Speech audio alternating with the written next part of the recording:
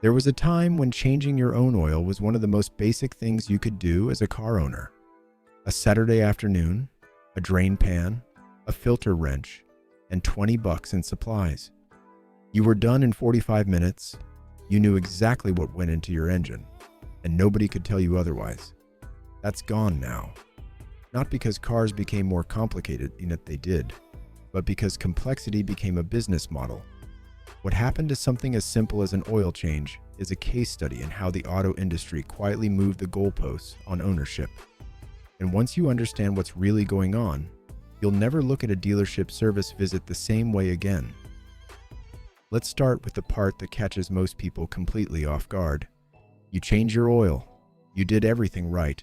Correct spec, right filter, drain, plug torqued back properly, fresh oil in the engine, old oil in the drain pan. Then you start the car and the oil life indicator is still sitting at 0%. On millions of modern vehicles, that light doesn't reset with a button press anymore. Some require an OBD-II scan tool with maintenance reset capability to clear service interval data stored in the vehicle's computer. That's a tool most people don't own and have never heard of. And on many high-end European models, even a capable generic scanner won't cut it. The reset is tied to deeper service codes that only factory-level software can access. You did the work. The car doesn't know that. And without that reset, your maintenance tracking is broken, your service history looks incomplete, and the next reminder fires at the wrong mileage. You finished the job. The system won't let you close it out. That's not an accident. It's architecture. Here's the number that tells the whole story. According to data from the National Automobile Dealers Association, the service and parts department accounts for nearly 50% of a dealership's total gross profit. Nearly half. Meanwhile, new car sales represent roughly a quarter of that same number. The cars themselves are almost the loss leader. The real product is you, coming back. Every 6 months, every 10,000 miles for the life of the vehicle. Industry analysts have noted for years that the service and parts department performs counter-cyclically, meaning when the economy slows down, when people stop buying new cars, service revenue actually holds or grows because drivers keep older vehicles longer and need more maintenance work. The new car on the showroom floor is a recruitment tool for the service bay in the back. That's the business. That has always been the business. The technology in modern vehicles feeds that system directly.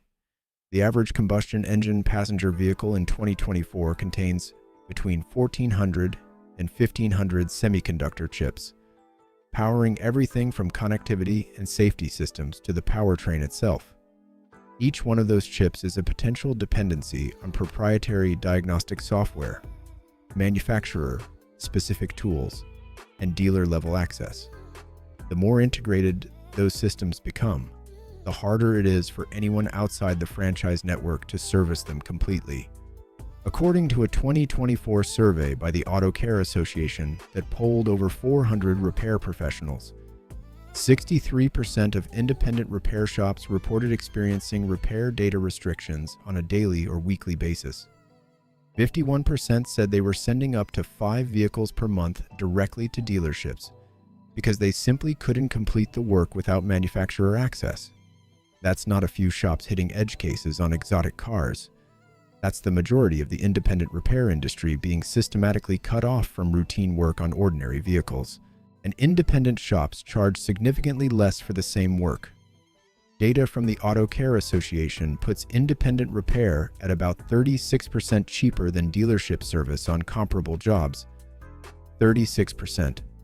So when you're funneled toward the dealer by software locks, by proprietary reset tools, by data walls your local mechanic can't climb, you're not just losing the convenience of choosing where to go. You're losing a third of what that service should have cost you. Every single time. The battle over who gets to fix your car has been going on longer than most people realize. Massachusetts passed the country's first automotive right-to-repair law back in 2012, requiring manufacturers to give independent shops the same diagnostic access available to their own dealers.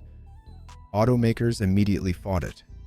That legal battle dragged on before a federal court finally dismissed their challenge in February of 2025. Over 4 years of litigation to block your mechanic from getting the same data the dealer gets. Right now, 28 states have pending right-to-repair legislation. At the federal level, the Repair Act would require manufacturers to provide vehicle owners and independent shops access to the same repair and maintenance data available to their franchise dealers. In a July 2025 poll commissioned by the Auto Care Association, more than 83% of Americans said they support it, 84% of Republicans, and 82% of Democrats. It is one of the most bipartisan consumer issues in the country. It is still not law. The automakers' defense? Cybersecurity. They argue that giving independent shops access to vehicle data creates safety vulnerabilities. Senators Warren, Hawley, and Merkley addressed that argument directly in a letter pushing back on manufacturer lobbying, pointing out that those same automakers have been sharing large amounts of personal driver data with insurance companies for profit, while simultaneously claiming that sharing repair data with mechanics is too dangerous. The concern isn't security. The concern is that once independent shops can fully service modern vehicles, the pipeline back to the dealer service bay starts to leak. So what can you actually do right now? First, before you buy any vehicle, check whether the oil service light can be reset without a scan tool. Most Hondas and Toyotas still have manual reset procedures, a sequence through the instrument cluster that any owner can complete at home in under a minute. BMW, Mercedes, and Audi require a scan tool on most recent models, and a generic OBD-II reader often won't cover the full reset. If you already own one of those vehicles, a dedicated service reset tool from brands like Foxwell, Autel, or Launch runs anywhere from $50 to a few $100s depending on capability. The Autel MaxiCheck MX808 and the Foxwell NT series both carry broad multi-brand support and handle oil resets, service interval resets, and basic diagnostics across most makes. One dealer visit skipped, and the tool has already paid for itself. Second, find an independent shop that has invested in manufacturer-level diagnostic software. Some shops purchase brand-specific tool sets specifically to compete with the dealer on full service capability. They exist in most markets. They are worth finding before you need them, not after you're already stranded. Third, document everything yourself. Keep your receipts for oil and filters. Write down the mileage at every change. If you ever face a warranty dispute, the Magnuson-Moss Warranty Act restricts how far a manufacturer can push back against independent servicing, provided you have records showing the correct maintenance was performed at the correct intervals. The burden of proof matters. Build your paper trail now. The dealer doesn't own your warranty just because they own the scan tool. The car on your driveway is yours. The question is whether the industry gets to decide who's allowed to work on it. Right now, they're winning that argument through engineering. The answer isn't to give up on doing your own maintenance. It's to understand exactly what it takes to finish the job and make sure you have what you need before you start. If this video saved you a trip to the dealer, hit subscribe. There's a lot more where this came from.